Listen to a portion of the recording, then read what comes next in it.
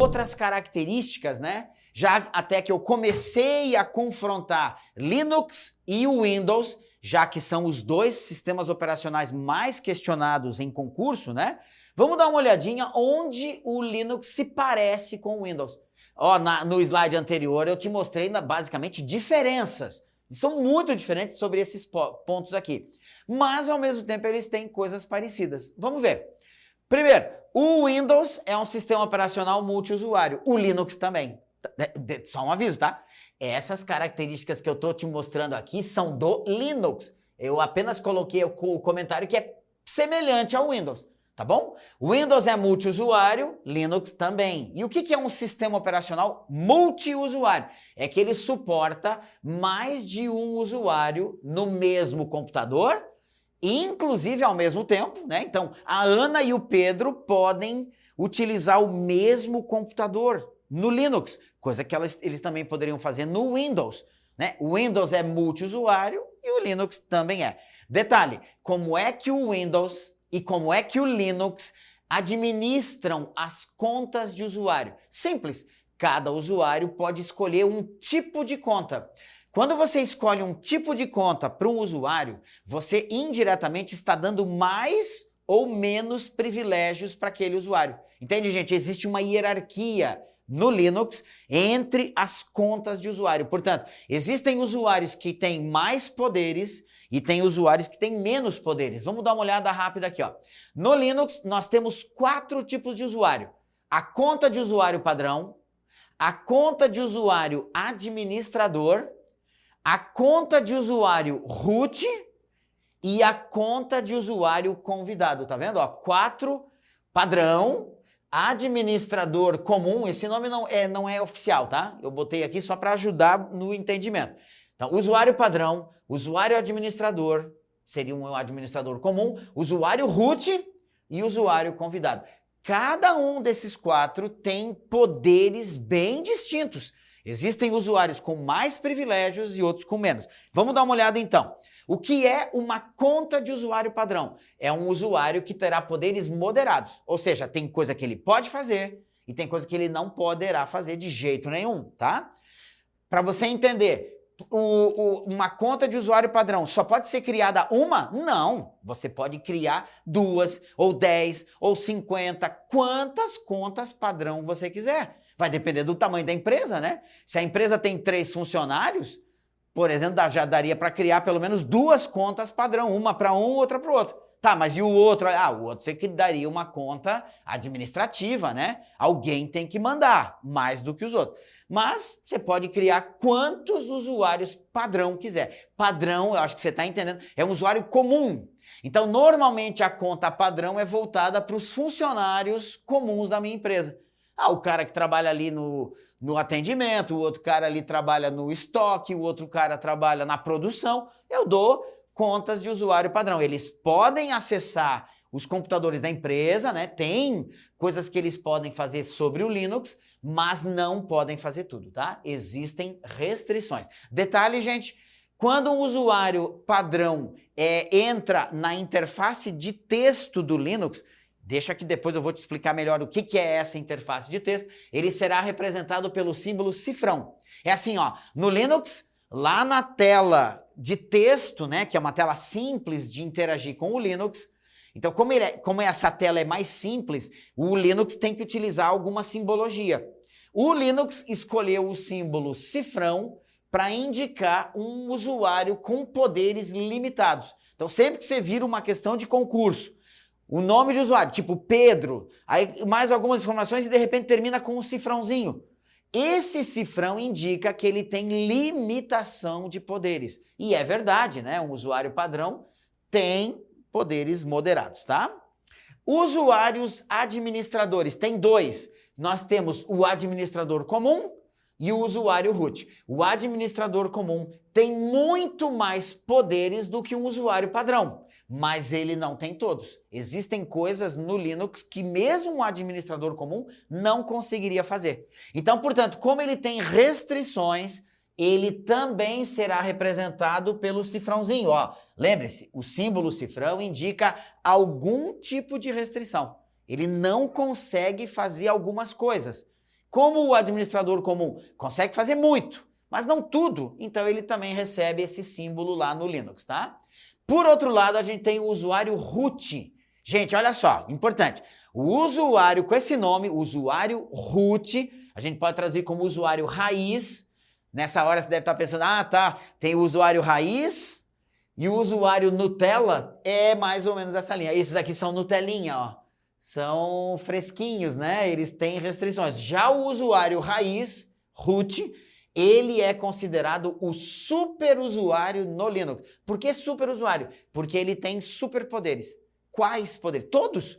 Todos que você possa imaginar. O usuário root sobre o Linux, ele tem poderes totais, ele faz tudo o que ele quiser. Ele pode destruir o Linux, ele pode modificar o Linux, ele pode criar outros usuários, remover usuários, trocar a senha de um outro usuário. Ele tem poderes plenos, tá? Então ele é chamado de superusuário. E detalhe, como o root tem superpoderes, ele é representado por um outro símbolo. No Linux, o símbolo jogo da velha. Lembre-se, tá? Cifrão indica algum tipo de limitação. Jogo da velha indica poderes ilimitados. O único usuário Linux com poderes ilimitados é o root e, portanto, ele é representado pelo joguinho da velha, tá? Claro que você pode querer me perguntar assim, quantos usuários root pode ter no Linux? Quantos você quiser. O padrão é 1, é mais seguro ter apenas um, porque como esse cara tem poderes ilimitados, ele pode fazer besteira. Então, recomenda-se que só tenha um root. Mas e se eu quiser ter 2, ou 3, ou 4? Crie. Então, cria o usuário Ana e dê poderes de root para ela. Cria o usuário Pedro e dá poderes de root para o Pedro também.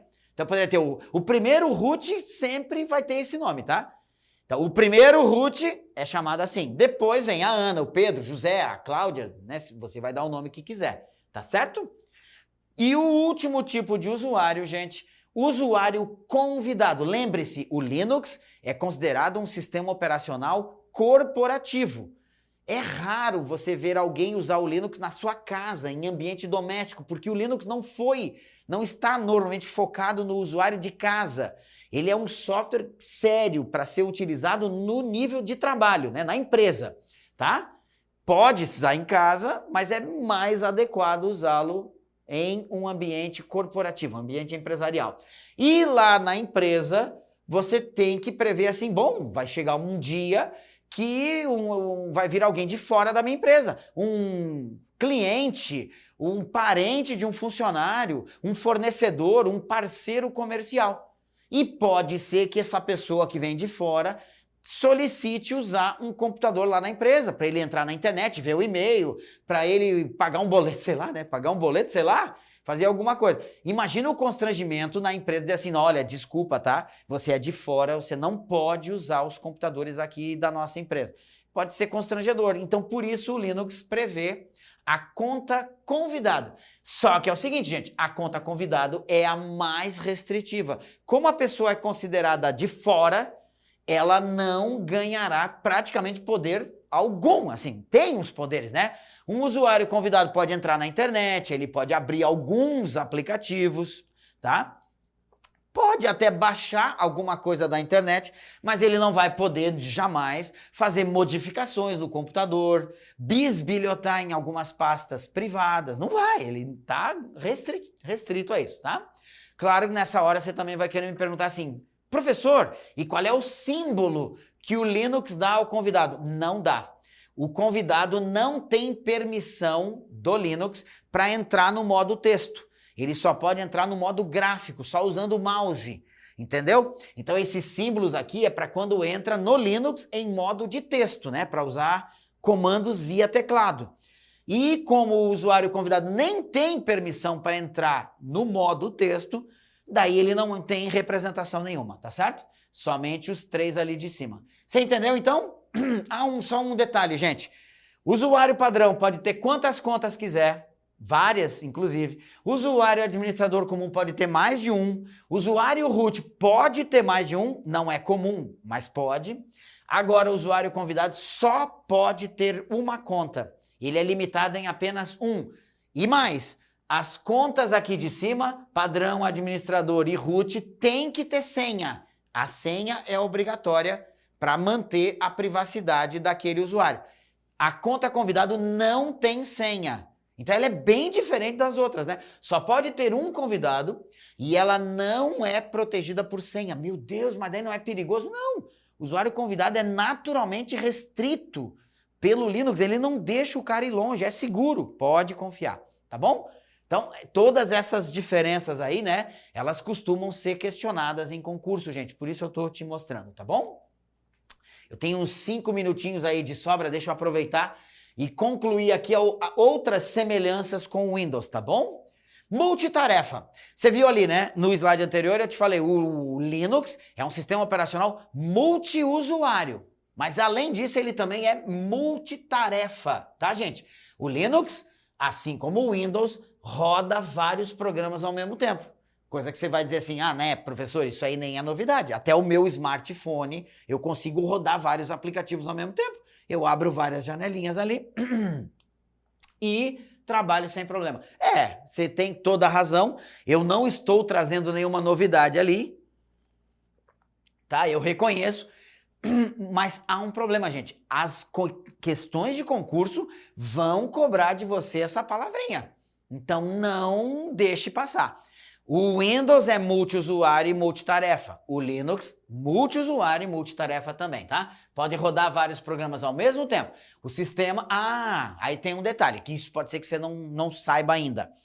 Qual é o nome, qual é o tipo da multitarefa do Linux? Ela se chama multitarefa preemptiva. Isso é um detalhe técnico agora, a gente está mergulhando de cabeça, tá? Cada sistema operacional costuma ter um tipo de multitarefa. Multitarefa simples, multitarefa concorrente, multitarefa preemptiva, hoje em dia, é considerada uma das melhores que tem. Aliás, a multitarefa preemptiva é usada pelo Linux e também é usada pelo Windows, por isso eu botei aqui como uma semelhança, tá? Mas é claro que você vai querer me perguntar, e o que tem aí de especial nessa preemptividade, né? Da multitarefa do Linux. Bom, um sistema operacional preemptivo é quando o próprio sistema operacional define fatias de tempo para cada programa. Então, ele entra no modo concorrente, você pode ter, digamos, 4 programas sendo executados ao mesmo tempo. Só que ao invés de cada programa decidir quanto tempo deverá ser processado, não é o programa que decide. Na multitarefa preemptiva, quem decide é o sistema operacional, que está aqui de maneira separada, controlando tudo. O sistema operacional é que vai dizer, não, você vai ser executado por tanto tempo, depois é a vez do segundo, depois é a vez do terceiro e depois é a vez do quarto. E quando termina o tempo do quarto, volta para o primeiro e a ciranda recomeça. Isso é muito rápido, gente. Isso ocorre várias e várias vezes por segundo, tá? Nós, humanos, a gente não consegue perceber, mas o sistema operacional consegue, então ele dá uma fatia de tempo pro primeiro, daí passa a vez pro segundo, depois pro terceiro, depois pro quarto, daí volta pro primeiro, e vai fazendo isso rapidamente. E qual é a vantagem da preemptividade? É que, como ao invés de cada programa controlar o seu tempo, olha o que aconteceria se cada programa controlasse o seu tempo, o que aconteceria se o segundo aplicativo travasse? Então, chegou na vez do primeiro, ele foi executado, aí chega uma hora que ele diz, deu, estou satisfeito com isso, vou passar a vez para o segundo. Aí o segundo começa a ser processado, mas lá no meio ele trava. Como era ele quem decidia a hora de passar a vez para o próximo, mas ele travou, ele não vai passar a vez. O que vai acontecer então é que depois de alguns instantes, o terceiro, no caso aqui, o programa vai travar também. E depois o quarto vai travar, e depois o primeiro vai travar também. E isso vai gerar um efeito dominó. Travou um, trava outro, trava o outro, trava o computador inteiro. Isso é péssimo. Na preemptividade isso não ocorre, porque tem uma pessoa por trás, que é o sistema operacional, controlando os tempos de cada um. Ah, você travou? Azar o teu. Eu vou passar a vez para o próximo. Você fica aí travado, paciência, travou, né? Fazer o quê? Mas eu não vou permitir que os outros travem em efeito dominó. Tá vendo? Então, a preemptividade tem essa vantagem. Ele isola, né? cada aplicativo na memória e se por acaso um deles deixar de responder, não vai afetar, né, não vai contaminar os demais aplicativos. Isso é uma característica muito positiva. Outra coisa, gente, o Linux não é imune a vírus. Existe um mito na internet, boatos, mentiras até, né? Que correm a internet dizendo que Linux não pega vírus. Mentira! O Linux não é imune a vírus de computador. Ele pode sofrer um ataque não só de vírus, mas de derivados do vírus, né?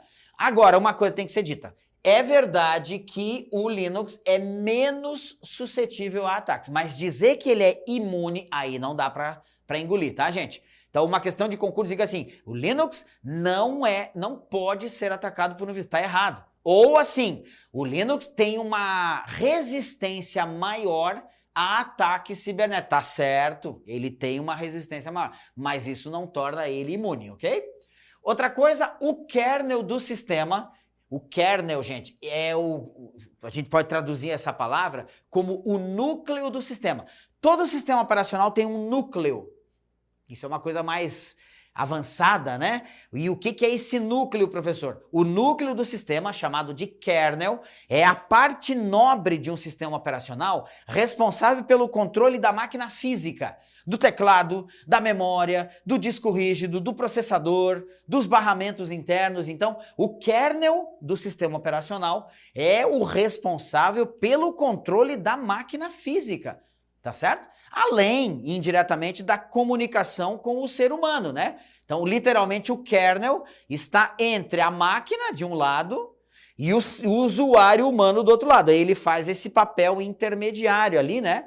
Porque o ser humano não sabe conversar com a máquina não sabe conversar com o ser humano. Então, o kernel, o núcleo do sistema, faz esse meio termo, tá bom? E no caso do kernel do Linux, porque todo sistema operacional tem um kernel, o Windows tem um kernel e o Linux também. Só que no caso do kernel do Linux, ele é criptografado, ele é protegido. Então isso dá ao Linux uma robustez, tá, gente? Um nível de proteção bem maior. Se cair isso numa questão de prova, se assinala lá como verdade, tá? O núcleo do Linux é criptografado, ele tem uma proteção maior. E é bom saber também que o Linux é totalmente compatível com computadores de 32 bits e também de 64 bits. Qual é a diferença? Computadores de 32 bits são de 20 anos atrás para trás, tá, gente? Então são computadores de tecnologia bastante obsoleta.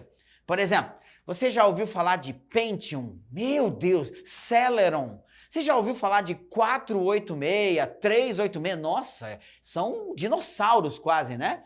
Pois é, esses são computadores de 32 bits. O Linux pode ser instalado num Pentium, num Celeron e até mesmo num 486. Ele funciona.